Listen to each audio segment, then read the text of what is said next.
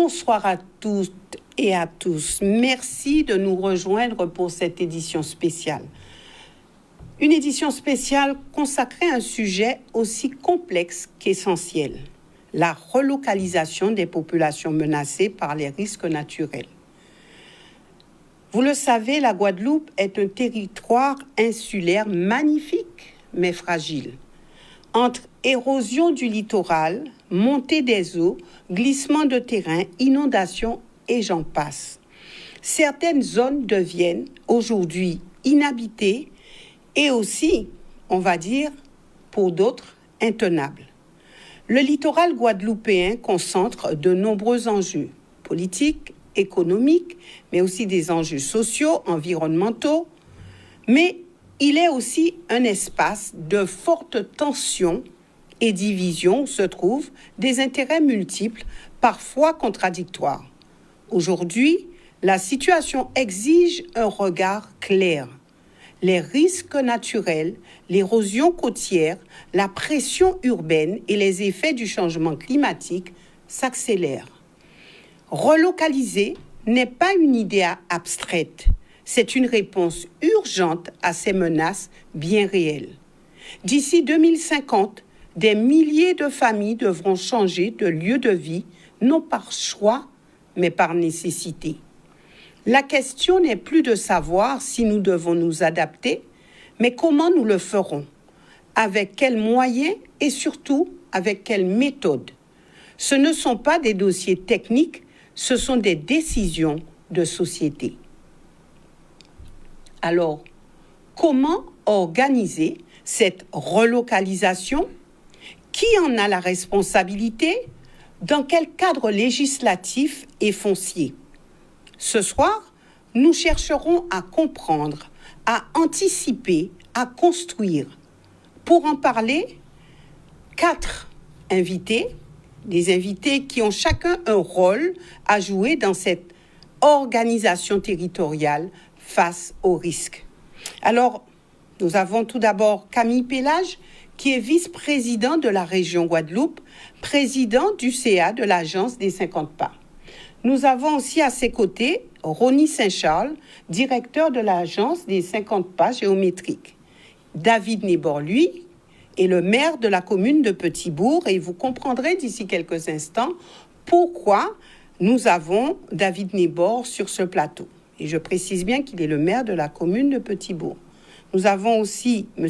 Joly, qui est le directeur de la SPHLM. Il sera au téléphone. Il sera au téléphone, donc, pour répondre à ces quelques questions. Voilà donc, nous regardons ensemble quelques images afin de pouvoir nous mettre dans le bain de cette émission, je vais dire, et pour pouvoir bien aborder cette thématique ô combien importante. Alors, thématique importante, mais surtout, qui concerne non pas seulement ceux qui se trouvent dans la région des 50 pas géométriques, mais tous les Guadeloupéens qui s'interrogent sur la relocalisation des populations menacées, et nous verrons dans quel cadre législatif. Voilà, regardons ensemble ces images et je reviendrai avec nos invités. Les secteurs de Poirier, Catherine Doyon, se situent sur la commune de Cap-Esterbello, au nord du bourg, à 4 km à vol d'oiseau. Ils s'étendent sur une superficie moyenne de 15 hectares et sur une distance de près de 2 km.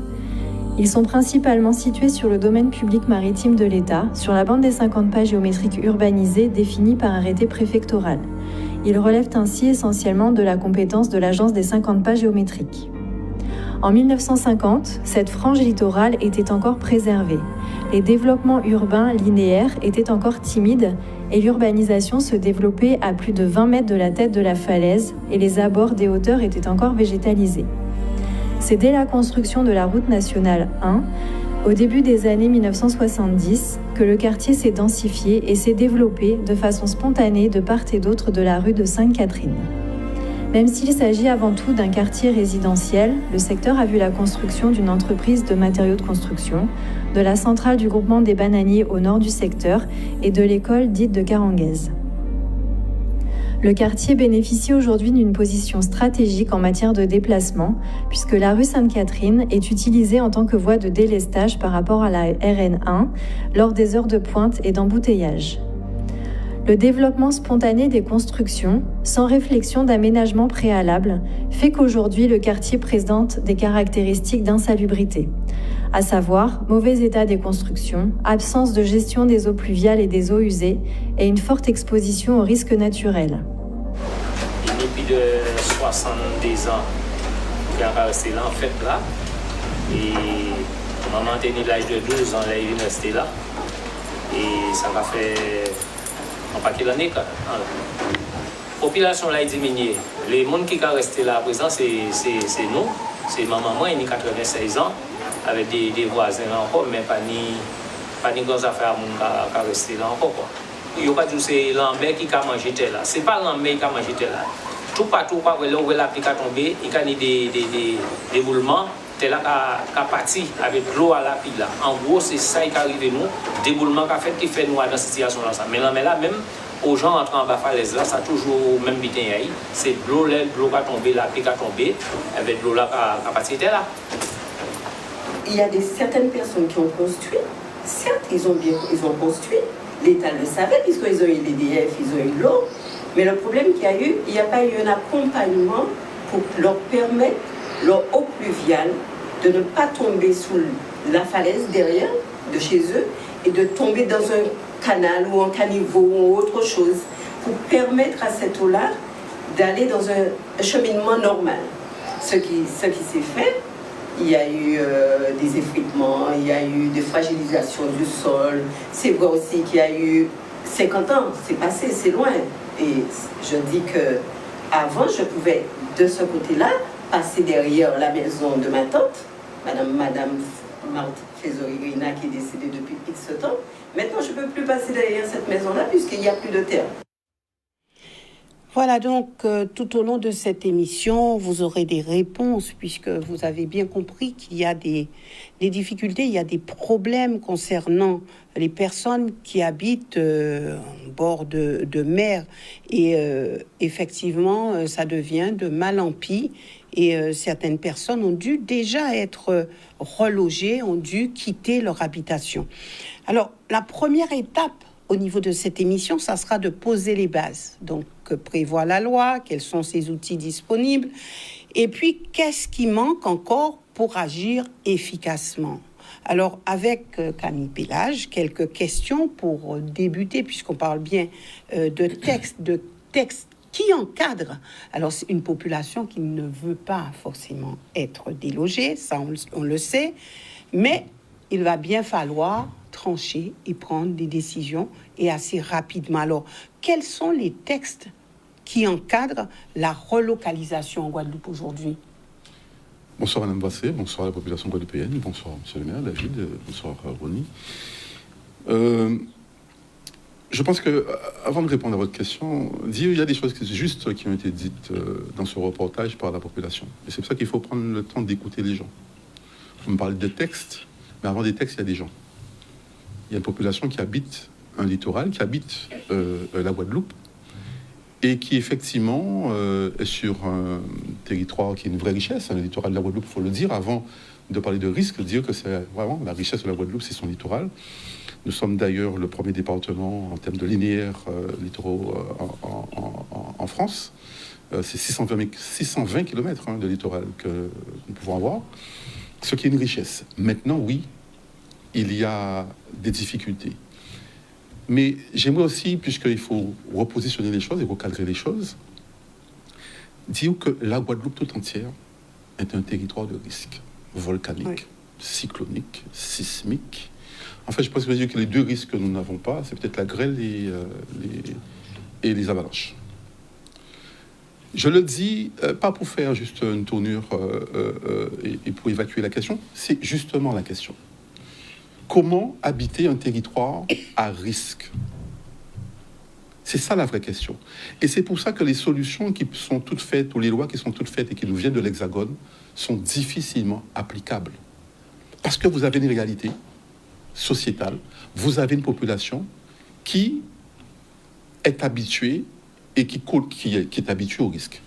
Maintenant, le dire, c'est une chose, mais je le dis parce que c'est fondamental de comprendre dans quel contexte nous évoluons et qu'importe les textes. Donc pour vous, ce n'est pas l'essentiel. Les textes ne sont pas essentiels et puis ne sont pas adaptés à notre territoire. Mais Madame Breslin, mais c'est ça le problème. Mais depuis tantôt. Pourquoi vous avez 2000 ? Parce que vous savez, il y a des choses que j'aimerais quand même dire aux Guadeloupéens. Il y a plus de 2000 occupants sur la bande, enfin occupants sans titre, sur la bande des 50 pas géométriques. Mais il y a beaucoup plus que ça, d'occupants. Et dire aux Guadeloupéens que, vu au national, vous savez que c'est un terrain qui est jusqu'à maintenant géré par le préfet. La bande des 50 pas géométriques, c'est un héritage de la colonisation, mais aussi préciser des périodes, j'aime bien le préciser, de 1955 à quasiment 1986, cette bande des 50 pas géométriques figurait en fait dans le domaine privé de l'État, donc cessible. Donc une bonne partie a été vendue. Donc il y a des gens qui sont propriétaires de cette bande et qui ont construit en toute légitimité.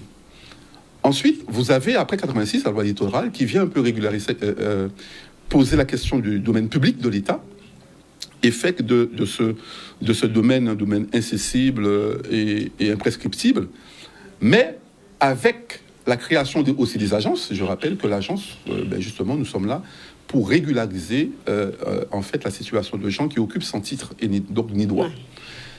Une fois qu'on a dit ça, donc nous sommes dans un corpus juridique très compliqué que l'État même n'a pas pu solutionner par des textes, parce que faire un texte, ok, vous êtes à la fin des oeuvres, vous êtes à Paris. Alors, mais à quoi ça sert ? Vous savez, parce qu'un texte, pour moi, c'est une référence. Mais il faut... Qui fait la référence ? Pour l'instant, c'est au niveau national. Des textes qui doivent être respectés. Vous savez, Madame Boissé, dans ce pays, Guadeloupe, il faut un jour qu'on se regarde en face. Et vous savez très bien, on est dans un contexte d'évolution institutionnelle. D'ailleurs, justement, j'aimerais dire aux Guadeloupéens, voilà un vrai sujet. Voilà un vrai sujet qui doit être traité, qui montre bien que les textes qui sortent du national ne sont pas forcément adaptés. Comment vous devez dire, vous avez des gens qui vous ont dit, ça fait depuis un an qu'ils existent là, vous venez leur dire que vous avez voté un texte à Paris qui dit qu'il doit sortir. OK ? Donc je pense que il faut qu'on sache se regarder en face, et c'est pour ça que nous, la région Guadeloupe, on accepte la volonté qui est exprimée justement par un certain nombre de textes de transférer cette bande en gestion plutôt locale, parce qu'on voit bien que, vu d'État, les choses qui sont mises en place ne sont pas forcément applicables. Je pense que bientôt vous allez décliner les choses autour de façon très pratique, sur ce qui s'est fait notamment à Petit-Bourg, où on voit bien que l'agence est... J'ai une vraie fierté à présider cette agence depuis 2018 à peu près, parce que nous avons des Guadeloupéens qui agissent au sein de cette agence et qui travaillent l'humain. C'est pour ça que j'ai commencé par l'humain. Vous avez des textes, mais avant de venir comme ça appliquer des choses, il faut se rapprocher des gens, comprendre les situations et pouvoir les accompagner. Parce que c'est pas simplement dire évacuer, il y a bien des zones effectivement qui devront être évacuées. Il faut voir dans quelles conditions, mais toutes les zones ne sont pas à évacuer. Alors justement, et permettez, donc on dit qu'il faut déloger les gens, relocaliser, délocaliser, alors ce sont des mots qu'on avance, mais écoutez, il y a quand même eu un processus d'accession à ces terres, à la propriété sur la zone des 50 pas géométriques. Alors, comment dire aux gens, voilà, nous régularisons, et ensuite leur dire, oui, mais écoutez, il va falloir évacuer. Est-ce que vous ne trouvez pas qu'il y a quelque chose qui ne colle pas là-dedans ? Mais j'étais le premier à vous dire que, réveil de texte, je vous dis que si vous repartez de l'histoire de peuplement de cette zone, il faut comprendre comment on sommes arrivés à là. Déjà, il faut dire aux Guadeloupéens, depuis les 50 pas géométriques, depuis la colonisation, depuis le roi avait ce privilège de pouvoir installer qui il voulait, utile à la colonie, sur cette bande. Donc ça veut dire que dès l'origine, il y a des gens qui s'installent sur cette bande. Oui. Ensuite, le marronnage. Vous savez, les historiens peuvent vous le dire, que les gens, les marrons, souvent, marronnaient en ville, donc à proximité des côtes. Ça, c'est une chose. Et deuxièmement, à l'abolition de l'esclavage, l'esclave, le noir devenu libre, citoyen, certes, n'était pas propriétaire foncier. Il n'allait pas s'installer sur la propriété du colon. Donc, il allait où? Là où c'était disponible. Encore une fois, sur la bande des 50 pas géométriques. Donc, vous avez cette en donnant d'eau à la mer. Oui, mais la question de d'eau ou pas à la mer, c'est encore une autre question. Non, je précise. Mais n'empêche que vous êtes sur le littoral, c'est là où il y a du terrain. C'est là où il y a du terrain. Donc, vous venez vous installer et vous bâtissez là où il y a du terrain. Donc, c'est une histoire de peuplement qui tient compte même de la sociologie et de l'histoire guadeloupéenne. Ensuite, vous avez, il faut le dire, il y a des effets d'aubaine. Mais ces effets d'aubaine, je veux dire, sont souvent le fruit d'une mutation justement de ce plus d'eau à la mer, mais face à la mer, lorsqu'on va comprendre qu'avec le tourisme, que ce littoral, la beauté, etc. Donc, ça va créer des effets d'aubaine, et effectivement là, vous aurez encore une autre phase de peuplement, des gens qui vont venir s'installer, mais pourquoi ils arrivent à s'installer? Parce que justement, il y a un désordre où l'État même n'a pas les moyens de faire appliquer ces textes. Ça, c'est l'État, c'est pas encore les collectivités. Ensuite, après, vous mettez en phase les maires qui ont un pouvoir de police et d'urbanisme, et vous leur dites, maintenant, il faut interdire, etc. Mais dans un contexte où vous avez des gens aujourd'hui, dans cette Guadeloupe, ça je dis que la population guadeloupéenne, vous ne pouvez pas construire en montagne, vous ne pouvez pas construire près des rivières, donc on a un pays d'interdiction si on le prend comme ça. Donc je préfère dire qu'aujourd'hui, il faut penser à comment on va habiter la Guadeloupe. Mais on ne peut pas ignorer l'histoire et pourquoi on en est là. Mais une fois qu'on fait ça, on n'a pas résolu le problème. Donc, mais je tenais à le dire parce que, oui, il faut regarder des textes, mais je préfère dire qu'il faut regarder la population guadeloupéenne dans son acceptation, dans son vécu, dans son savoir-vivre ensemble, dans sa volonté d'habiter la Guadeloupe. Une fois que j'ai dit ça, oui. Maintenant, je ne veux pas qu'on laisse penser non plus ce soir que la question c'est de dire évacuer. Personne ne dit ça. Mais moi, je reviens à ma question, Camille Pélage. Il y a récemment beaucoup de gens qui ont acheté des terrains dans la zone des 50 pas géométriques. Ces personnes, est-ce que ce sont des personnes qu'on va devoir, parmi toutes ces personnes, déloger? Ou est-ce qu'on a pris soin de se dire ces personnes pourront rester parce qu'elles ont acheté? Madame Boissé, je suis en train de vous dire, arrêtons de dire aux Guadeloupéens qu'on dit aux gens de sortir de la bande des 50 pas géométriques. C'est faux. D'accord. C'est faux. Donc, les gens la bande rester non, mais non, c'est pas ça. Écoutez bien ce que je veux vous dire. Parce que c'est quand même expliquons c'est suffisamment complexe pour qu'on ne fasse pas de généralité. Personne ne dit évacuer la bande des 50 pas géométriques. Un tiers des bouts de la plupart des communes de Guadeloupe sont ont été construits. Oui. Donc, ne dites pas ça. Arrêtons de dire. Je n'ai rien dit, je pose des questions. Madame Boissé, je vous réponds. D'accord. Répondez. Arrêtons de dire, je ne vous le dis pas à vous, je le dis à tous les Guadeloupéens, je l'entends partout, on ne peut pas construire sur la bande des 50 pas géométriques, il faut partir, on veut nous chasser. Ce n'est pas vrai. Une fois qu'on a dit ça, maintenant, il y a certaines zones qui sont des zones à risque. Et vous savez, il n'y a pas longtemps, c'est très récent, en parlant de texte, qu'il y a un texte qui est sorti dans la loi, enfin, la DOM, c'est ça. Voilà, la loi ADOM en 2015, qui va introduire une notion, par contre, qui est essentielle. C'est la notion de zone de menace grave et prévisible pour les vies humaines. Et là, maintenant, on rentre dans une vraie problématique de risque. Jusqu'à maintenant, les maires, d'ailleurs, avaient un document qui était le PPRN. On était en PPRN rouge, en bleu, bleu foncé, bref. Mais c'était un niveau de conception, d'appréhension du problème qui était trop large, trop haut, et qui ne prenait pas vraiment en compte le risque immédiat. Celui qui dit aux gens, vous ne pouvez pas rester. D'ailleurs, je rappelle que le PPRN, puisque j'ai l'occasion de le rappeler à certaines personnes, le PPRN ne dit pas qu'on chassait les gens. Ils disent qu'on ne pouvait pas densifier la population dans les zones de risque. Il ne dit pas qu'on peut partir. Ça encore, il faut bien le dire. Maintenant, cette loi ADOM va créer ce contexte et va préciser le risque. Sauf que, grâce à l'agence, il faut quand même qu'on se le dise. C'est l'agence des 50 pas géométriques de la Guadeloupe. Mais je le précise, parce qu'il y a quand même deux agences, il y en a une en Martinique et une en Guadeloupe. C'est notre agence qui va dire, oui, mais C'est quoi ces zones de menaces graves et prévisibles pour les vies humaines?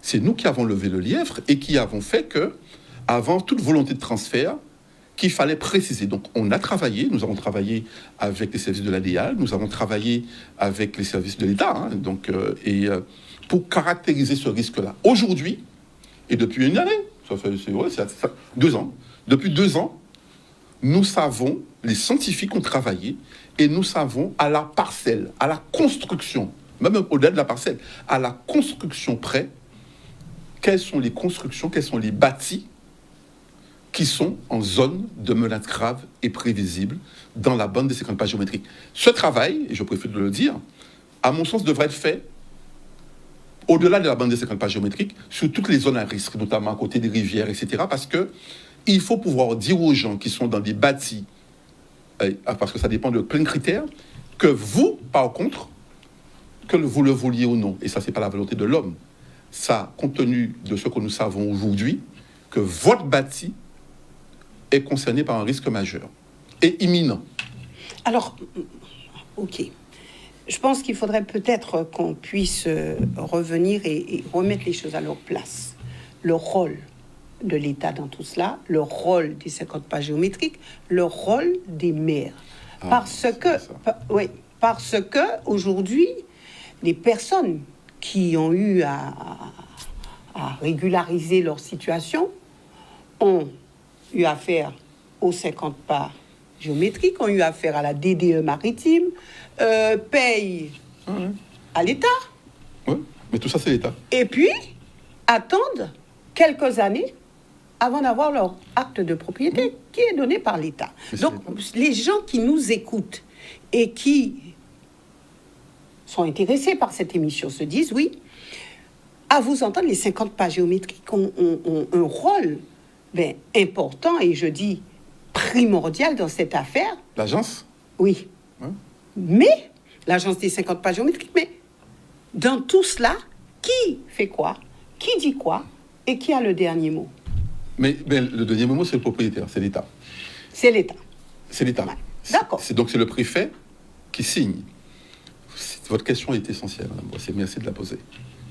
J'aimerais dire aux Guadeloupéens que déjà, la bande des 50 pas géométriques n'appartient pas à l'agence des 50 pas géométriques.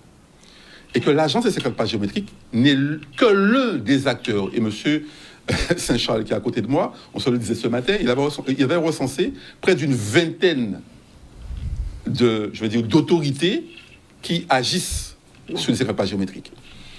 Figurez-vous que l'agence, en fait, nous agissons sur à peine 800 hectares. Voilà, 800 hectares. Et il y en a combien au total? 4600. Sur 4600, vous agissez sur Donc, 800. dire l'agence 50 pas géométriques, c'est pas dire les 50 pas géométriques. Nous n'agissons que sur la bande urbanisée. Ouais. Donc, tout le reste, vous avez le conservatoire du littoral, vous avez l'ONF, vous avez le grand port, vous avez le département sur les ports de pêche, etc. Vous avez multi acteurs. Et donc, plus il y en a, plus ça se complique. Voilà, sauf évacuer votre question, quand même préciser le rôle de l'agence. L'agence a été créée par la loi de 86, la loi littorale, mais existe que depuis 96, pour ce qui concerne l'agence de Guadeloupe, avec, en fait, une vocation, c'est de conseiller. On n'est qu'une agence technique de conseil, de concertation, puisque nous avons...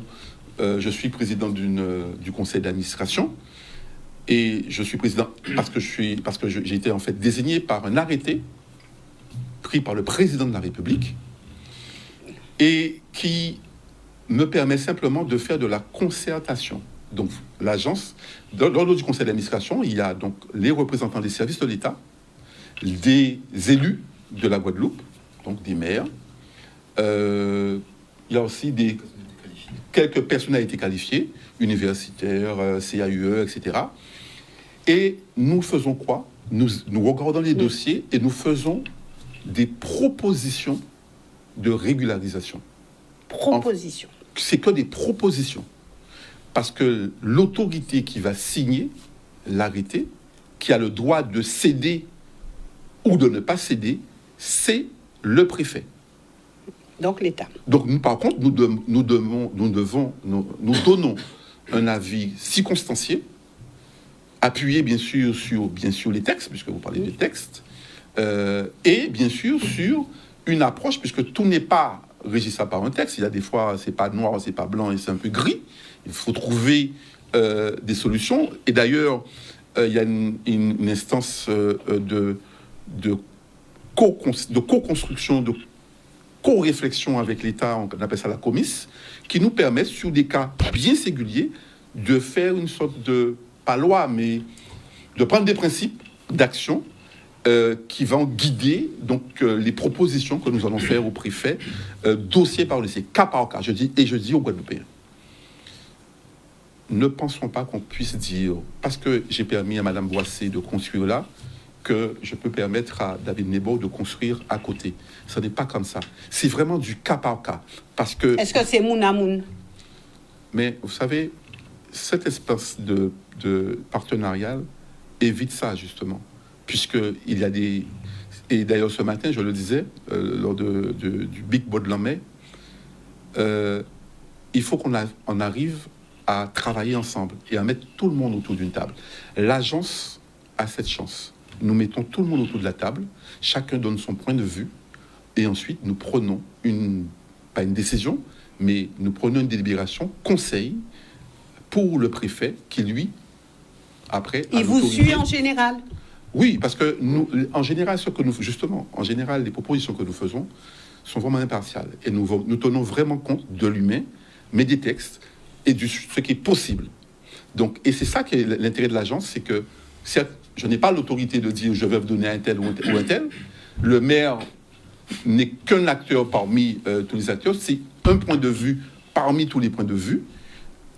Et ensuite, nous disons au préfet que selon nous, en fonction de la discussion que nous avons démocratiquement au niveau de ce conseil d'administration, voilà le choix que nous lui proposons. En général, on est suivi.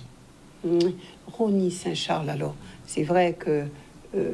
Camille Pélage, il a déjà posé les bases, il a déjà centré les choses, mais je pense que, vu la thématique, on aimerait quand même savoir ce qu'il y a dans les textes sans s'étaler. Qu'est-ce qui peut être un levier? Qu'est-ce qui peut être un frein? Ou est-ce que tout est frein et qu'il faut éventuellement s'en passer un petit peu à côté de tout ça ou demander à ce que ça soit revu?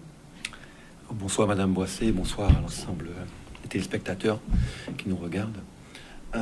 Effectivement, je ne vais pas rentrer dans le détail juridique, mais pour répondre déjà d'entrée de jeu à votre question, je dirais deux phrases qui sont un petit peu génériques. La première, c'est dura lex, sed lex. Ça veut dire que la loi peut être dure, mais c'est la loi. Le principe, c'est que pour pouvoir faire effectivement une bonne politique publique, il faut s'appuyer sur une loi.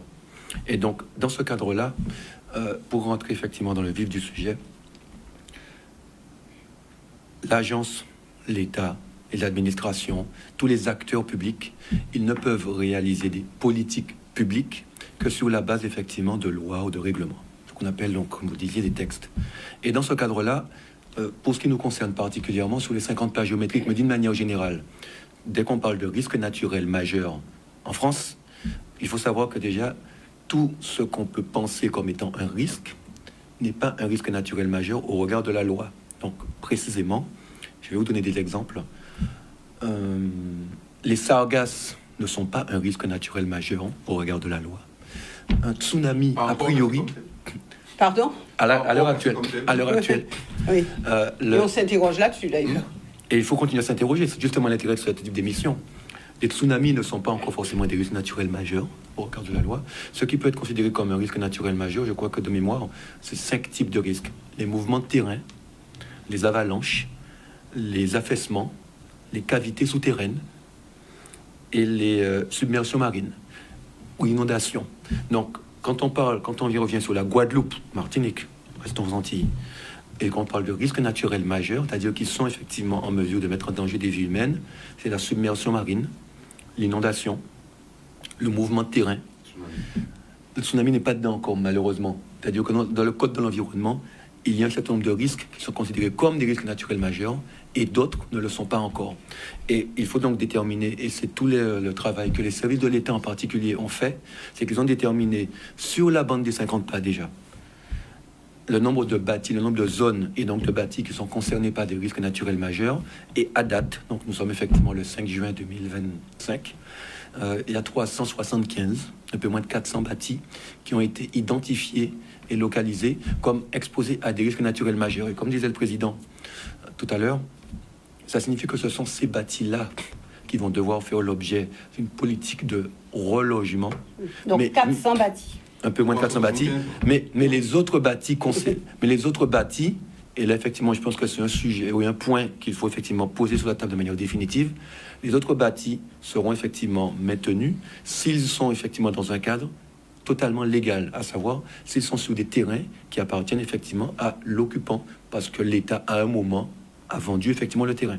Mais si effectivement on parle simplement de zones à reloger, ce sont les moins de 400 bâtis dont je viens de parler qui sont concernés. C'est pas l'intégralité de la bande des 50 pas géométriques ou tous les occupants de la bande des 50 pas géométriques. Et pour la petite boutade, je dirais ça comme ça, je rappelle que sur les 50 pas géométriques, il y a des occupants à la fois vivants et beaucoup de morts, parce qu'il y a des cimetières aussi sur les 50 pas géométriques. Oui, notamment à Saint-François. Vous parlez d'une commune que vous connaissez bien, mais moi je vous parle d'une autre. Il y en avait beaucoup d'autres. Il y a beaucoup d'occupants décédés sous les 50 pas de manière totalement légale, parce qu'effectivement ils sont dans un cimetière. Donc l'idée là, c'est les 400 bâtis qui sont occupés peu ou prou par des personnes bien vivantes vont devoir faire l'objet effectivement de relogement, parce que justement on ne veut pas qu'elles meurent. Quelles sont les communes les plus impactées?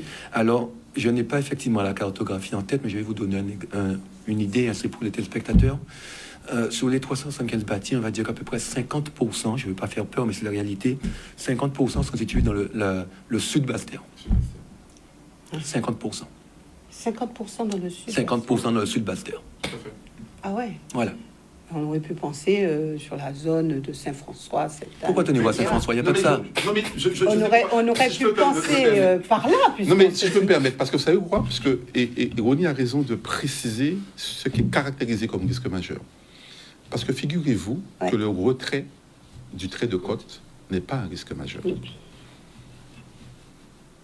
Parce que si ça se fait lentement, les gens ont le temps de s'adapter, de fuir. Si ça se fait, c'est-à-dire le tsunami. Non. Je parle du recul du trait de côte. Ah bon, juste. Le recul.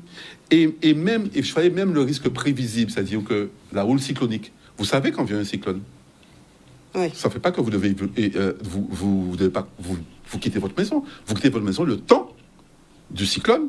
Et si vous avez la chance de le retrouver après, vous rentrez. Non, mais c'est ça. Bien. Si on a la chance de retrouver ça. Non, mais c'est ce que vous parlez de texte. Oui. Parce que quand on s'appuie sur les textes, ça donne ça. Et c'est pour ça que je dis que oui, les textes sont quelque chose. Ensuite, il y a la réalité. Toute la réflexion que nous devons mener, nous, Guadeloupéens, aujourd'hui, c'est qu'est-ce que nous sommes à même d'accepter ou de ne pas accepter comme risque. Quand vous dites nous, Guadeloupéens, vous parlez de qui? Même nous, les Guadeloupéens. Vous savez, les habitants de ce pays, Guadeloupe, qui vivons ensemble et qui aujourd'hui sont... D'ailleurs, il y a un document fondamental qui est en cours de révision, qui est le SAR, le schéma d'aménagement régional. Et ce schéma, d'ailleurs, je demande à tous les Guadeloupéens de s'emparer des réflexions, des ateliers qui sont en cours, de se rapprocher de leur maire pour s'inquiéter de quelles sont ces réflexions, parce que je pense qu'aujourd'hui, il y a suffisamment de matière en termes de connaissances sur la table pour que nous puissions se dire demain, dans le Sahara, dans les Scots, dans les plus, demain, que tel terrain ne pourra pas ou pourra être construit au vu de ce que nous aurons bâti ensemble. Alors, ce soir, nous avons le maire de la commune de Petit-Bourg avec nous. Alors, monsieur le maire, est-ce que chez vous, et je ne vous poserai même pas la question puisqu'on a eu à voir avec des images, des personnes qui étaient quasiment en danger, qui étaient dans des maisons exposées à ces risques-là. Alors, comment ça se passe chez vous et quelles sont les problématiques identifiées? Alors, vous êtes celui qui allait nous donner quelques exemples concrets. Oui, nous avons des exemples à Petit-Bourg. Je voudrais déjà dire bonsoir aux Guadeloupéens et aux Petits-Bourgeois particulièrement et saluer mes camarades avec qui je travaille sur ces dossiers depuis un certain nombre d'années. Petit-Bourg est un laboratoire sur cette question de relocalisation des biens et des personnes qui sont situées en zone de menace grave. Il faut le dire, nous n'avons pas un cas, nous n'avons pas deux cas, nous avons près d'une centaine de cas sur le territoire de Petit-Bourg. Et vous savez, le risque connu aujourd'hui n'est pas le même que le risque qui sera d'ici quelques années, identifié quelques années. Entre le moment où la ville de Petit-Bourg a commencé à travailler sur ces dossiers-là, avec les services de l'État, nous avons eu des évolutions. Nos populations, qu'elles soient installées sur les 50 pages géométriques, qu'elles soient installées à l'intérieur des terres, auprès des cours d'eau, ou qu'elles soient installées même à distance des cours d'eau, peuvent être exposées à de grands risques. Mais tout ceci est lié à l'évolution du climat, des changements qui sont surprenants, des rivières qui sortent de leur lit comme on ne l'a jamais vu, des ravines qui font des dégâts sur le territoire de Petit-Bourg et ailleurs.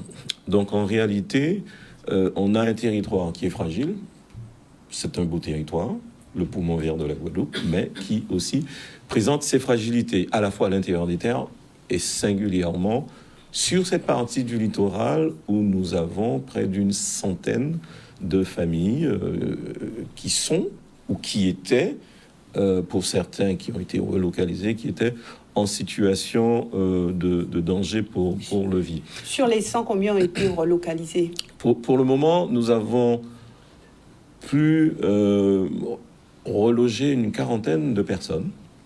Et il y a aussi forcément des situations de doute, de refus, de questionnement.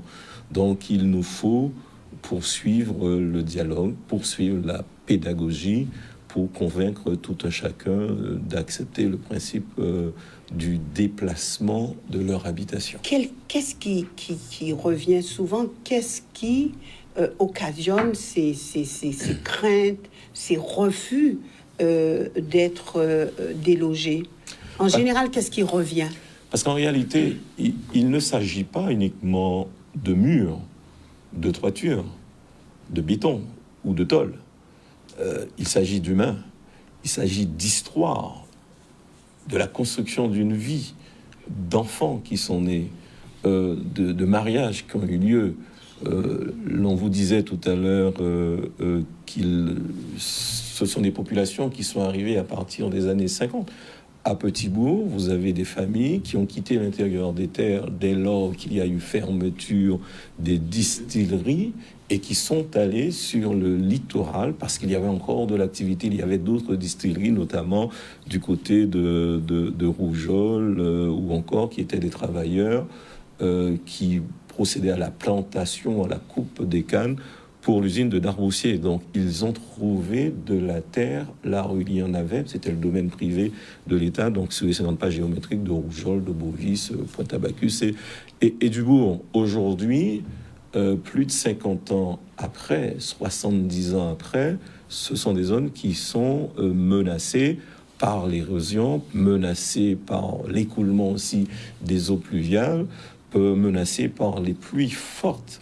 Donc oui, il y a une nécessité de dialoguer, de le faire comprendre. Mais je le disais, il s'agit d'humains, de relations humaines, il s'agit d'émotions, de vie complète qui ont pris naissance là, ou des gens qui ont tissé des relations, puisqu'il s'agissait de secteurs aussi qui avaient leur vitalité, qui avaient leur animation. Quitter son habitation dans des conditions pareilles n'est pas facile, donc nous pouvons tout à fait le comprendre.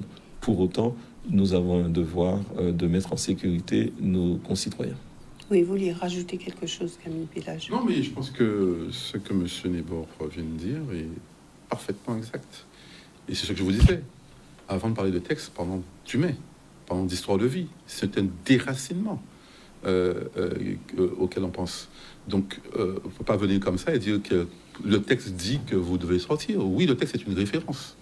Mais Après, pour agir, pour être dans le concret, et c'est sûr qu'à l'agence, nous, on s'attelle à faire, c'est que oui, il y a un texte, nous sommes, donc effectivement, on doit le connaître, mais on doit surtout voir et accompagner ces personnes qui sont sur ce foncier à bien appréhender le risque et à cheminer avec elles sur comment, avec le minimum de traumatisme, on va pouvoir agir. Et c'est vrai qu'il y a la question financière. J'allais y arriver. Qui est aussi essentielle, oui. Puisque souvent vous avez des gens qui sont propriétaires de leur bâti, en tout cas, et qui ne paient pas forcément de loyer. Et demain, vous leur dites, votre maison va s'écrouler, on vous propose autre chose, mais cette autre chose, forcément, les conditions tarifaires sont différentes. Donc tout ça doit faire l'objet d'un accompagnement.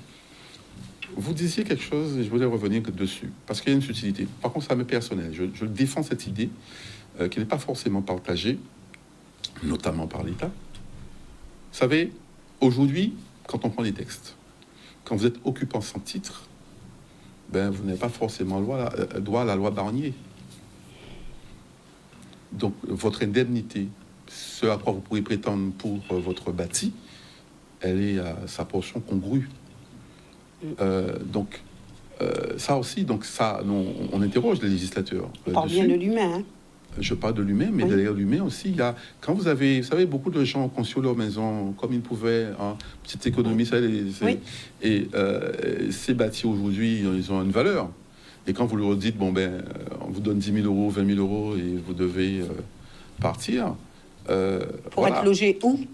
Non, mais après, la question du logement. Non. La question du logement, vous savez, même puisque à Petit-Bourg, on a expérimenté ça, puisque l'agence, on a vraiment été la cheville ouvrière de tout ça. Les maisons sont très convenables.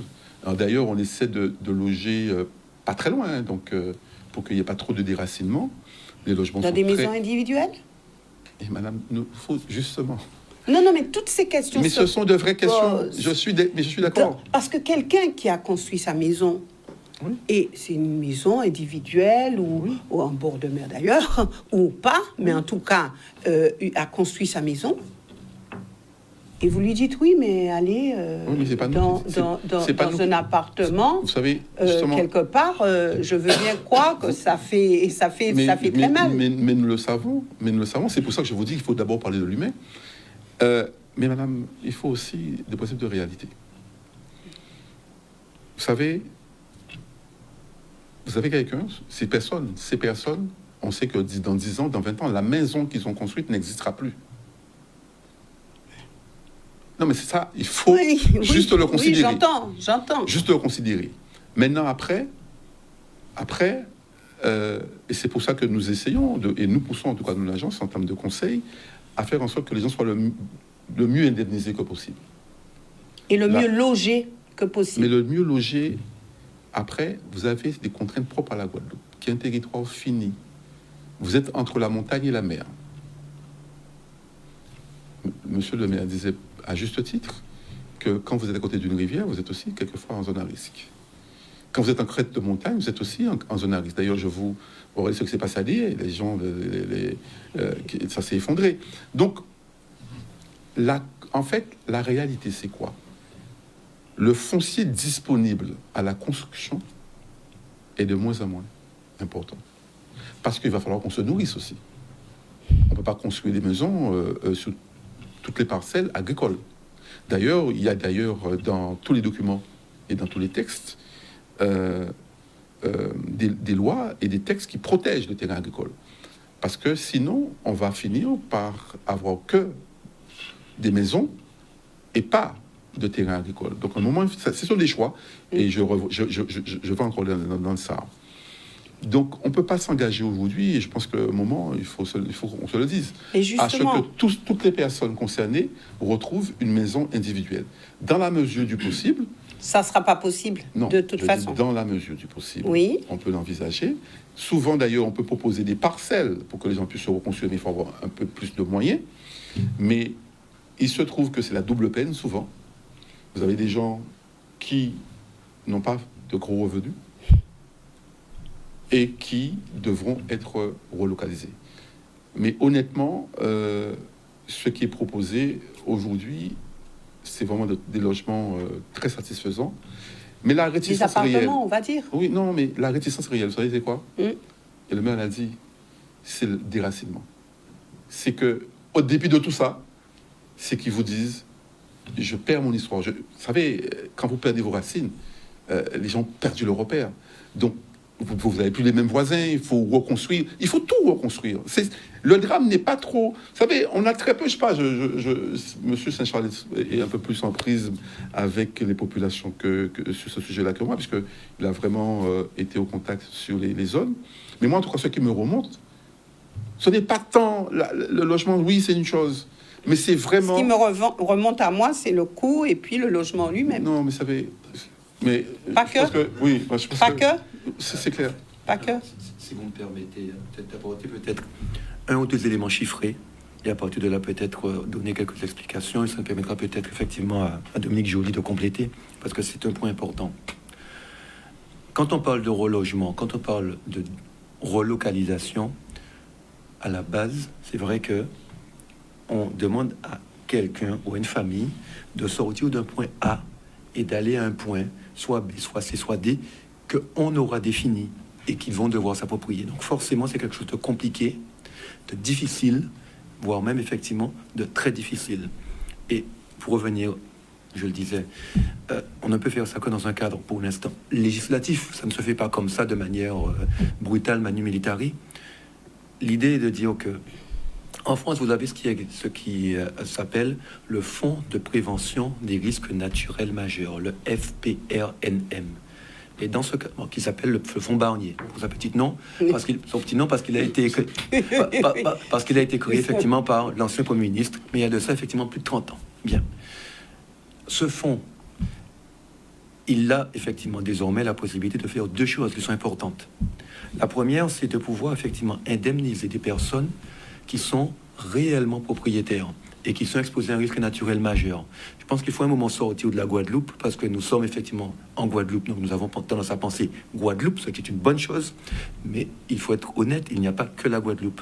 Les risques naturels ne connaissent pas de frontières, ils ne connaissent pas de droit, ils ne connaissent pas de finances. Quand vous avez un risque naturel qui touche un terrain, il le touche quel qu'il soit.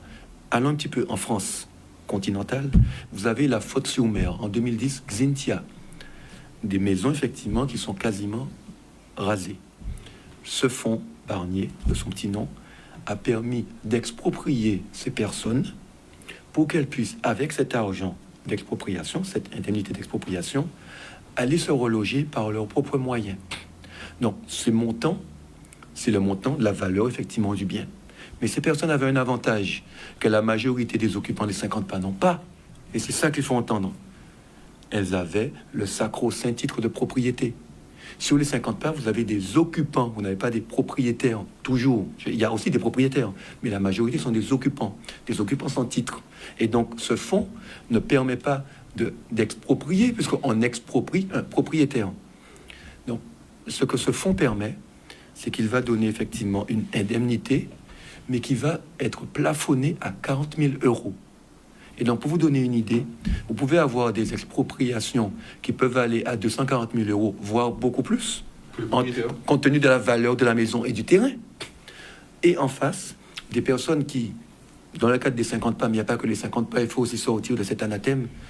Les 50 pas géométriques sont peut-être la zone où on pense immédiatement à des gens qui n'ont pas de titre, mais il n'y a pas que là. Donc, quelqu'un qui n'a pas de... Vous pouvez être propriétaire sans titre. Non, ça n'existe pas. Non, vous êtes sûr? Oui, donnez-moi un exemple, mais non. Non, mais c'est quand même important. Oui. Confirme. Oui. Parce que de loi, parce qu'effectivement, il faut se raccorder à la loi. Vous savez que le propriétaire du sol est le propriétaire de l'immeuble. C'est la loi en France. Comme on parle de... Je connais. Mais tout ça. Non, mais c'est brutal ce que je dis. C'est brutal ce que je dis, parce que dans l'acceptation des Guadeloupéens, parce que je suis Guadeloupéen, et j'aime bien aussi, donc, parce que quand on parle de texte de France, moi, j'aime bien replanter chez moi. Comment aller expliquer à un Guadeloupéen qui a construit sa maison que la maison ne lui appartient pas, mais appartient à l'État? Oui. Parce qu'elle était propriétaire du terrain.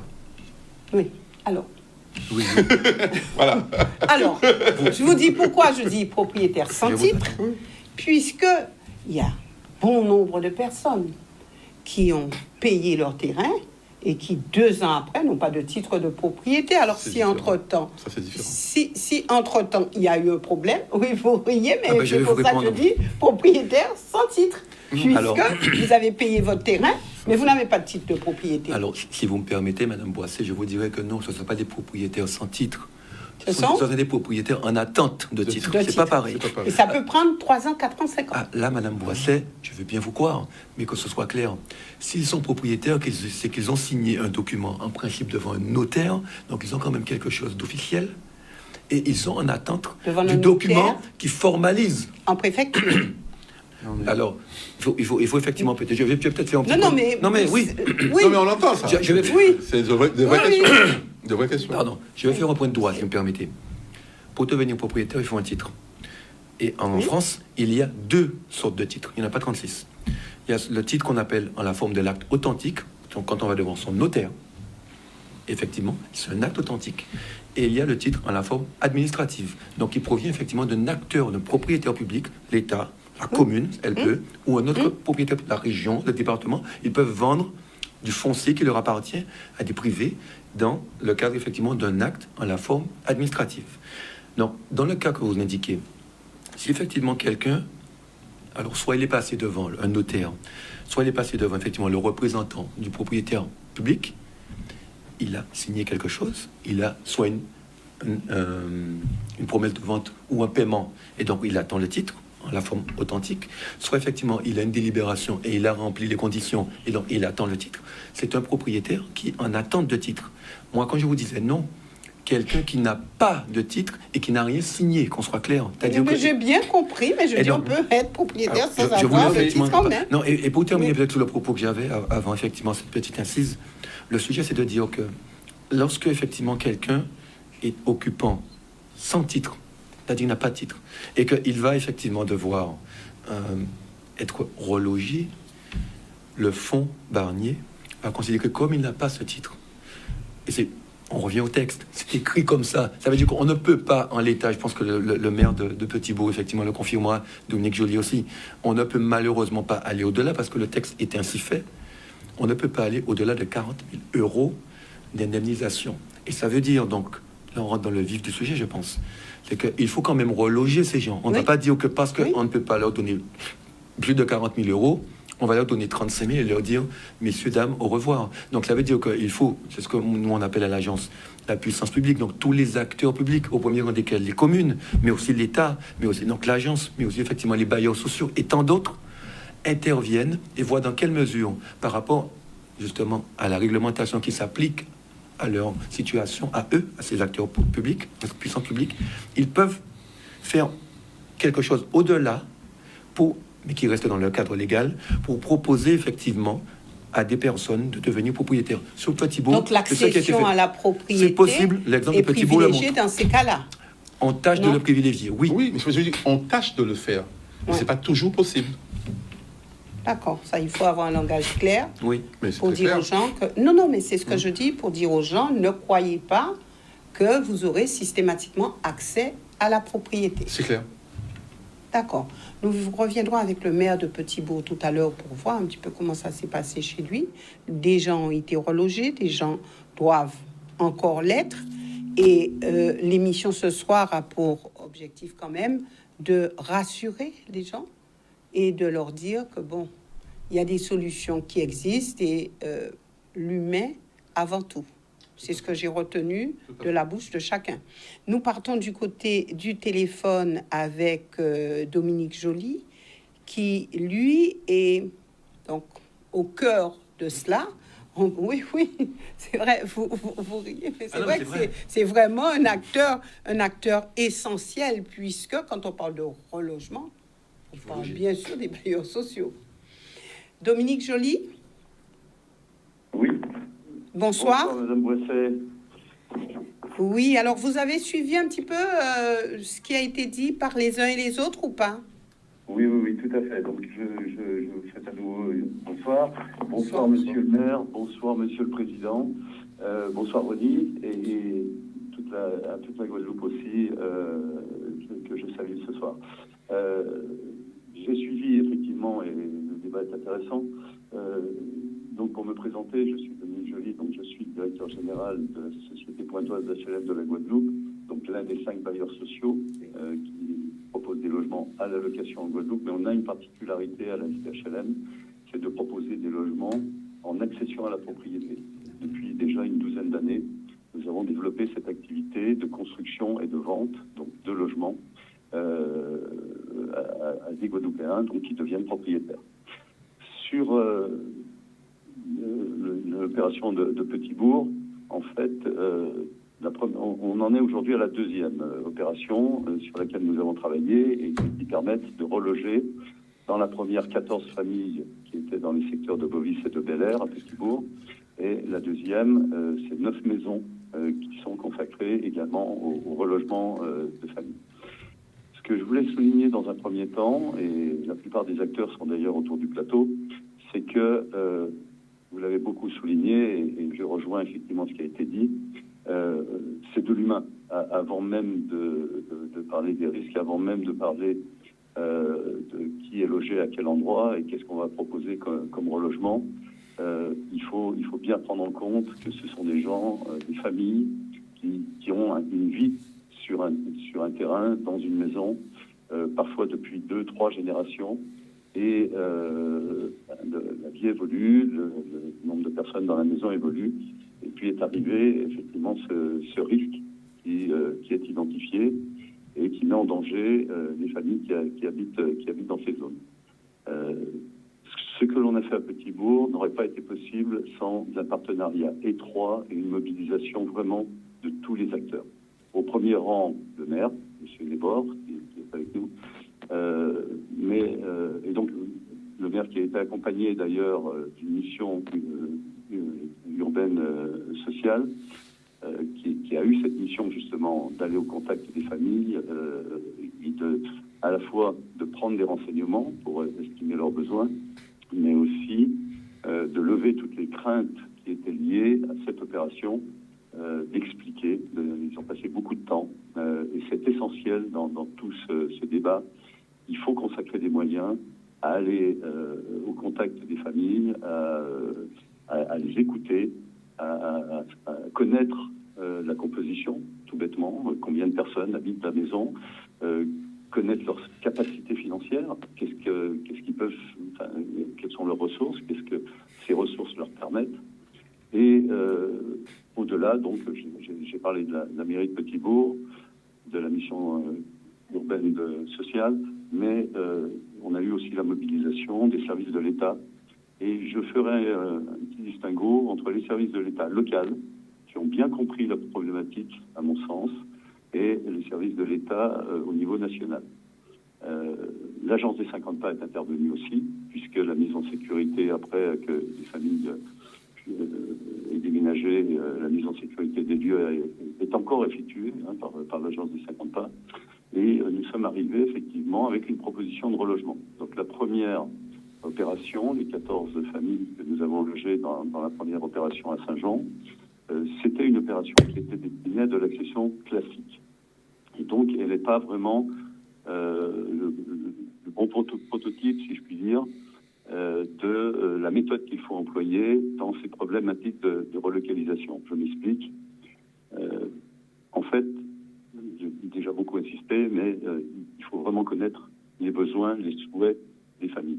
Quelque chose que dans les services parisiens, les fonctionnaires de l'État n'arrivent pas à comprendre, c'est qu'un certain nombre de familles ne veulent pas aller dans le logement social, pour diverses raisons que je ne veux pas forcément développer, mais c'est quelque chose qui est vraiment prégnant dans toute la démarche.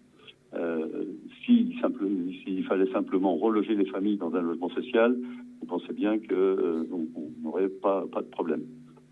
Malheureusement, les logements sociaux, Madame Boissier, vous l'avez souligné à un moment donné, souvent ce sont des appartements et on va les proposer à des familles qui ont toujours vécu dans des maisons, qui ont un jardin, qui ont un petit terrain. Et la proposition des bailleurs sociaux, souvent, elle est décalée par rapport au mode de vie des familles qui habitent dans cette zone. Donc à Petit-Bourg, il y a eu vraiment toutes ces enquêtes sociales. Et notre travail, quand on fonctionne dans le bon ordre, c'est de construire les maisons qui vont correspondre aux familles qu'il faut reloger. Je m'explique en 2 mots. Si c'est une personne seule qui habite dans la maison qui est située dans la zone à risque, ben on va construire une petite maison avec simplement une chambre. Vous dites bien Si c'est une de famille construire, avec- pardon, vous dites bien de construire. Alors, est-ce Oui. que vous avez suffisamment de foncier pour construire et loger toutes ces personnes? Vous avez entendu les chiffres. Mhm. Alors, là on pourrait développer pendant un long débat les problématiques d'accès au foncier. On a du foncier pour construire, malheureusement, sur le territoire. Beaucoup de foncier, j'allais dire, est rendu inconstructible par des contraintes techniques. La première de ces contraintes, c'est l'assainissement. Bien souvent, quand on prospecte pour l'acquisition d'un terrain, on s'aperçoit qu'il n'est pas relié à l'assainissement collectif. Et du coup, ce foncier, de fait, devient inconstructible. Oui, mais ça peut se régler facilement, non? Ah, c'est pas si simple que ça, non. S'il y a parce un que la Guadeloupe est besoin, grande, s'il y a quand un même. réel besoin, c'est une priorité, non? Alors, oui, mais vous connaissez les problématiques aussi d'adduction d'eau et de desserte d'eau. L'assainissement, c'est un petit peu pareil. Quand il faut étendre les réseaux, malheureusement, c'est pas Ça coûte trop forcément cher. aussi simple qu'on le souhaiterait. Ouais. Oui, ça peut effectivement coûter cher. Oui, ça coûte cher, de toute façon. Voilà. Aujourd'hui, effectivement, vous avez raison, de toute façon. Il va falloir trouver des terrains. Mais à l'échelle de la Guadeloupe, les chiffres qui ont été donnés, on peut les absorber dans la production des bailleurs. Là, on est sur un niveau assez bas de production pour tous les bailleurs de la Guadeloupe, puisqu'on est en fonction sur les 3 dernières années, entre 300 et 500 logements par an. On a eu des années où on livrait 800 à 1000 logements. Donc, vous voyez que, en termes de construction, on peut absorber, s'il y a 200 cas d'urgence de relogement à programmer rapidement, c'est quelque chose qui peut s'envisager. Pas forcément dans les 6 mois ou dans l'année qui vient, mais sur le moyen terme, on est capable de produire ces logements. Moi, ça, j'en suis persuadé. Ce qui est plus compliqué, c'est d'une part de réunir le tour de table qui a été ce partenariat gagnant, qui a permis déjà de réaliser ces 2 opérations sur Petit-Bourg. Et par ailleurs, c'est l'argent. Le nerf de la guerre, c'est aussi de mobiliser des financements parce qu'on s'adresse à une population qui n'est pas notre clientèle classique en accession à la propriété. Nous, les logements que nous commercialisons, ils nécessitent que la famille aille dans une banque, mobilise un prêt. Dans les zones de menaces pour les humaines, malheureusement, on a beaucoup de familles qui n'ont pas la capacité de mobiliser un prêt. Par exemple, elles sont trop âgées. Et sur les 14 premiers logements, on a au moins 5 personnes qui ont plus de 80 ans. Donc, qui n'ont pas accès à un prêt immobilier. On a aussi une grosse proportion de personnes qui n'ont que le minimum vieillesse ou des minima sociaux. Donc, ils n'ont pas la capacité de tenir face à une mensualité exigée par une acquisition immobilière sur notre activité classique. Donc, en fait, sur Petit-Bourg, on a inventé une formule qui repose sur ce que l'on fait en accession à la propriété, mais avec un engagement que le maire a pris et que nous avons tenu. Une fois les allocations logement déduites, les familles ne devaient pas supporter plus de 100 € par mois de mensualité.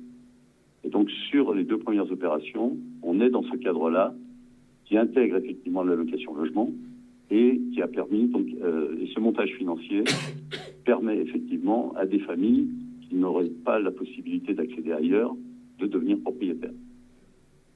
Ouais. Donc, il y a vraiment un rôle aussi important au niveau des maires, au niveau des communes. Donc, il y a des décisions capitales à prendre dans ces cas-là. Tous les acteurs sont concernés. Le maire, forcément, il est en première ligne. C'est lui qui est en contact avec sa population et qui, en plus, a certains outils à son niveau pour le faire. Mais il ne pourra pas le faire. Il n'aurait pas pu d'ailleurs le faire. On n'aurait pas pu réussir à Petit-Bourg. D'ailleurs, je pense que M. Joly l'a bien souligné. C'est tous les acteurs. L'État, les bailleurs sociaux, l'agence dans sa technicité, dans son approche de ces problématiques-là.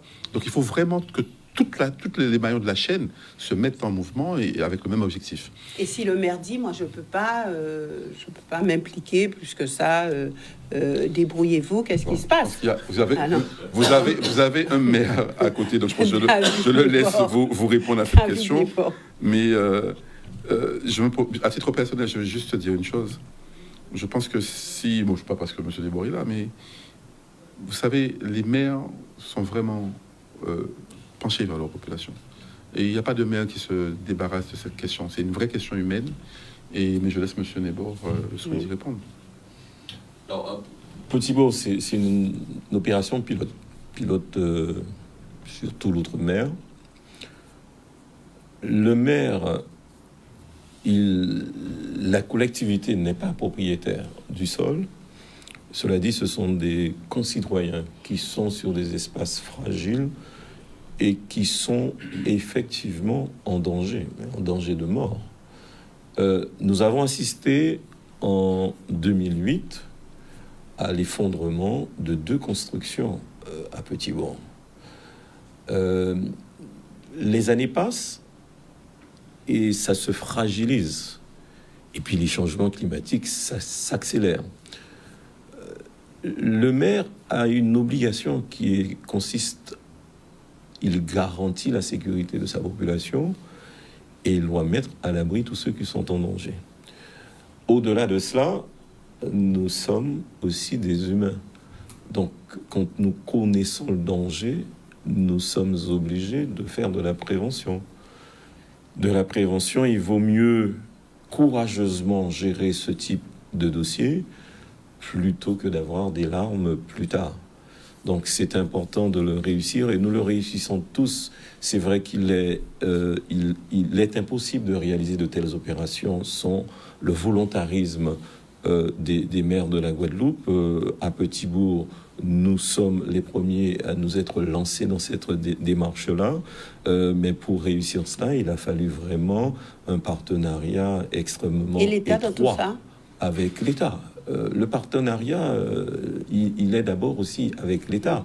Un partenariat financier ? Un partenariat financier aussi technique, puisque la connaissance du risque relève de la responsabilité de l'État. Donc, vous avez des techniciens... Quand on parle de régularisation, on paye à l'État. Donc, oui, la régularisation aussi, puisque c'est le sol de l'État. Donc, cela appartient à l'État. Pour réussir cela, il faut faire appel à des fonds divers. Vous avez posé la question initialement de savoir quel cadre réglementaire. Mais la réalité sur ce type de dossier de relocalisation, c'est que la France n'est pas armée juridiquement pour faire face à cela. Il y a une expérimentation sur le territoire de Petit-Bourg qui a le mérite d'être un exemple pour l'outre-mer, mais qui a aussi le mérite d'éclairer l'État national, l'Hexagone aussi, sur les problématiques qui sont posées en France hexagonale. Et il y avait, j'ai reçu il y a quelques semaines une délégation de députés chargés de dresser un rapport sur ce qui se réalise à Petit-Bourg comme sur d'autres territoires. Et en réalité, aujourd'hui, les solutions qui ont été portées n'étaient pas dédiées principalement pour cela. Il faut le dire, l'État a fait preuve aussi de volontarisme dans la gestion de ce dossier-là. Pour réussir cela, il a fallu les fonds Barnier. On vous a expliqué tout à l'heure ce qu'étaient les fonds Barnier. Il y a aussi les fonds Letchimy. Et donc, ces 2 fonds-là constituent des aides de l'État. Et il a fallu faire appel au financement des RHI, alors que nous ne sommes pas particulièrement dans des zones spécifiquement qui sont caractérisées par de l'insalubrité, puisque vous avez aussi de belles villas qui sont réalisées sur les 50 pages géométriques, mais il a fallu faire intervenir donc des fonds RHI pour pouvoir compléter le financement, parce que nous avons là des populations qui n'ont pas eu les moyens financiers de pouvoir se reloger elles-mêmes. Donc plus une participation de la ville de Petit-Bourg. Dans cette opération, c'est près de 500 000 euros de financement, de participation de la ville pour compléter le financement de l'État et permettre ce que M. Joly vous indiquait tout à l'heure, qu'il s'instaure dans une démarche de location-acquisition pour un loyer de moins de 100 euros par mois sur un délai de 15 ans. Bien, il nous reste très peu de temps, malheureusement, on aurait pu poursuivre parce qu'il y a d'autres questions, mais rapidement, à quoi ressemblerait, selon vous, une politique de relocalisation exemplaire d'ici 2030 ? Pour vous ? Pour moi ? Oui. Alors, pour revenir un petit peu effectivement sur le sujet, une politique de relocalisation exemplaire, pour moi, directeur de l'agence des 50 pas, serait une politique où les acteurs, l'ensemble des acteurs publics, ce que j'appelle la puissance publique, sont ensemble autour d'une table avec effectivement l'objectif commun de reloger des gens, que les textes, je suis un technicien, je suis là à ce titre-là ce soir. Nous, on ne peut fonctionner, Dominique Joly et moi par exemple, ou même le maire parfois, que sur la base de textes qui nous donnent soit des moyens techniques, réglementaires ou financiers. On ne peut pas aller au-delà. Donc, que ces textes, effectivement, soient à la mesure du sujet. Et je vous dirai effectivement à quoi je pense. Je veux sortir de la Guadeloupe, moi, pas parce que je suis pas guadeloupéen, mais parce qu'il faut effectivement regarder aussi ailleurs pour voir ce qui se passe.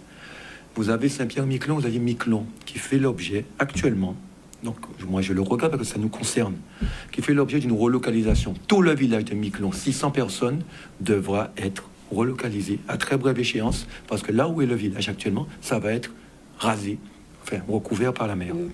Et donc, là, il y a une concertation avec toute la population et il y a la détermination d'un lieu de relogement sur Miquelon même. L'État est intervenu pour accompagner. Donc, l'État a fait preuve aussi d'innovation et de compréhension pour que, justement, cette population soit mise en sécurité dans un cadre, effectivement, où chacun est d'accord sur ce qu'il doit faire, quand il va le faire, qui va mettre combien. Ça se fera pas effectivement en un jour. Et je terminerai sur 2 points là-dessus.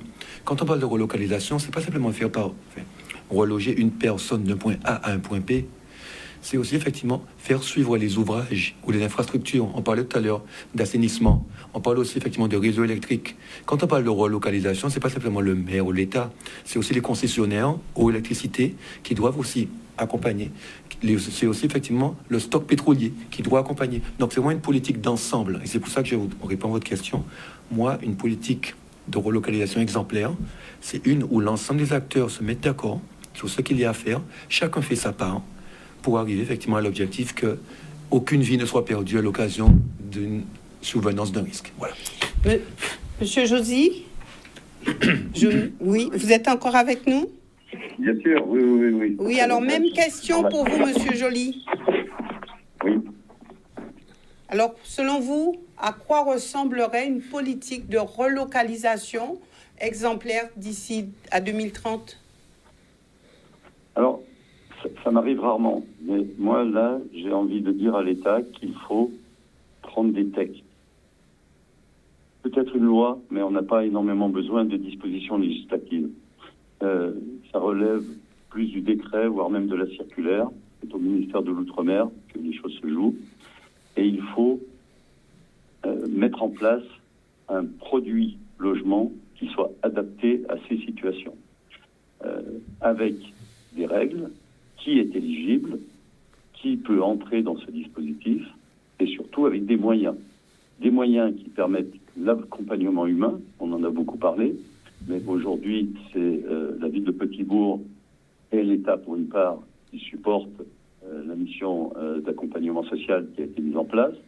Et puis, au niveau de la construction, comme l'a très bien dit Monsieur le maire, on a dû utiliser des crédits de la RHI qui, en réalité, n'existent que virtuellement, alors qu'on a besoin, véritablement, de crédits dédiés à ces opérations. Pour vous donner des ordres de grandeur, construire une maison individuelle, on est aujourd'hui à 220 000, 240 000 euros. La capacité des familles à absorber ce coût de construction, c'est moins de la moitié de cette somme. Donc on a déjà des dispositions, on bénéficie d'un crédit d'impôt, on a dû mobiliser, on l'a dit, des subventions, mais dans le cadre de la RHI, Et puis, la ville a été aussi obligée d'accompagner les familles. Donc ça, il faudrait, plutôt que de travailler sur des expérimentations, opération par opération, avoir un cadre légal et réglementaire qui fixe à la fois des règles et qui consacre des moyens. Et moi, je pense que ça passe pour beaucoup par une sensibilisation à la fois des politiques locaux, les députés, les sénateurs, qui doivent faire remonter ce besoin. Et on parle de préservation des vies humaines avant même de parler d'un logement. On est en train de dire qu'il y a des familles qui sont en risque. Si on a un événement climatique, on peut avoir des maisons qui tombent pendant que les personnes dorment à l'intérieur. Et la falaise de Petit-Bourg, c'est 30 ou 40 mètres. Ça serait dramatique. Donc, il faut mobiliser, donc, au travers des politiques locaux, les fonctionnaires des différents ministères, et faire remonter ce besoin. Ce besoin est difficile à expliquer, parce que Paris, on est très très loin de ces problématiques. Et par ailleurs, j'ai cru comprendre que même dans les zones de l'Hexagone où on a un recul du trait de côte, les falaises sur la côte normande, on n'a pas trouvé de solution de relocalisation non plus. Donc la mobilisation, déjà il faut faire savoir ce qu'on fait et mobiliser les politiques. Merci. Et consacrer des moyens, bien entendu. Merci, Monsieur Joly. Alors, David Nebor, c'est la même question et peut-être un message aussi à toute cette population qui doit être relocalisée. Pour le moment, nous sommes au stade d'une expérimentation et la ville de Petit-Bourg donne l'exemple, et le laboratoire pour le national et pour l'outre-mer. Mais en réalité, mon souhait le plus profond, c'est qu'il y ait une vraie politique publique qui soit mise en place pour pouvoir réussir les réinstallations des familles, puisque le changement climatique est là. Nous ne pouvons l'éviter aujourd'hui, puisque nous le vivons déjà avec ses effets dramatiques sur notre territoire, et nos territoires sont fragiles, donc il y a une politique publique à mettre en place. Mon souhait le plus profond, c'est que nous puissions avoir des instruments et des financements appropriés et qui nous permettent de reloger nos familles dans le respect quand même du mode d'habiter du Guadeloupéen. Puisque ça aussi c'est un sujet de souffrance, mais ça ne l'est pas uniquement dans le cadre de ce dossier relocalisation des biens et des personnes, ça l'est aussi dans le cadre de d'autres réglementations qui s'appliquent à notre territoire et qui ne sont pas adaptées à ce territoire-là. Camille Pellage le disait au début de notre émission, là aussi, nous, Guadeloupéens, nous devons nous interroger sur le cadre réglementaire qui nous est proposé pour pouvoir gérer notre territoire et gérer le devenir de la Guadeloupe, le pays de nos enfants. Merci, Camille Pellage. Donc, vous avez le mot de la fin et effectivement à répondre à cette question. Et si vous avez un message fort à l'endroit de cette population, allez-y. Oui, je veux dire aux Guadeloupéens qu'il faut vraiment faire confiance aux Guadeloupéens et aux élus. Et que, vous savez, on a beaucoup parlé de texte. Moi, je veux encore parler d'humain. Et je souhaite vraiment que ce soit pas l'humain qui doit s'adapter au texte, mais que les textes s'adaptent aux humains. Et pour ça, il n'y a pas mieux que les élus locaux pour concevoir, pour se projeter, pour faire ensemble. Parce que nous sommes à proximité et nous vivons les problèmes. Et je vais vous donner quelque chose qui me frappe personnellement. Quand on me dit que les fonds Barnier sont sous-utilisés et que nous avons 375 personnes à reloger qui sont en menace grave. C'est pas ces personnes qui ont un problème, c'est la loi Barnier qui a un problème. C'est la façon dont on approche les fonds Barnier. Donc, il y a ce principe, effectivement, et je suis totalement d'accord avec et qui peut changer tout le maire.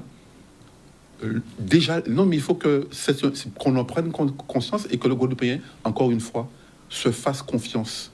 Quand on dit qu'il faut qu'on évolue, quand on dit qu'il faut que le Guadeloupéen, que les décisions soient prises en Guadeloupe et qu'on ne dépende pas pour ce type de choses de proximité. Parce que quand un Guadeloupéen va mourir, on va pas bloquer Paris. On ne pourra pas aller bloquer Paris, non. On va bloquer où alors? ah ben on va bloquer le maire. On va bloquer le maire. Donc faisons confiance au maire quand il dit que les textes, les carcans, même quand il a la volonté de faire, il y a trop de choses qui empêchent qu'on fasse. Trop de choses empêchent qu'on fasse, alors que c'est souvent pas la disponibilité des fonds, c'est la façon de les atteindre. Les fonds, la loi Barnier, on me dit que c'est sous-utilisé.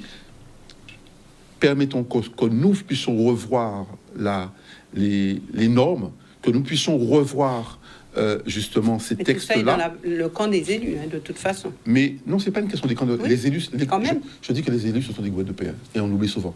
C'est pas des Martiens qui sont là mais en train ces prises de décision, ces changements. Ces changements, c'est les dans le camp Guadeloupéens. des élus. Non, Ouais. non, justement, et c'est ça qu'il faut. Non, à un moment, il faut dire justement dire des choses aux Guadeloupéens. Ce sont justement faire confiance à ces élus. Oui. Que quand on dit que l'élu dit aujourd'hui que nous avons besoin de plus de moyens pour faire, pas pour faire pour nous, c'est pour faire pour les Guadeloupéens. Donc je pense qu'aujourd'hui, on a bien remis les choses en place. Il y a de l'espoir, les choses se font. D'ailleurs, ce qui s'est fait à Petit-Bourg montre bien que lorsque on évite de tomber que dans du texte et qu'on se penche sur le vrai problème, des solutions peuvent se faire. Mais pour ça, il faut aussi, on en voit bien que l'État a joué le jeu, mais jusqu'à quand? On a des problématiques. Demain, on a 375 bâtis qui peuvent s'écrouler à n'importe quel moment. Donc, on est dans l'urgence. Nous savons quoi faire. On demande simplement, maintenant, concrètement, qu'on se mette, pas autour d'une table, qu'on se mette à faire, parce qu'on sait ce qu'il faut faire. Merci messieurs d'être venus sur ce plateau. Merci aussi à vous téléspectateurs de nous suivre régulièrement. Et puis, si vous avez d'autres questions, je pense qu'à l'agence des 50 pas, vous pourrez trouver réponse ou au niveau de votre maire, trouver des réponses. En tout cas, excellente soirée à tous.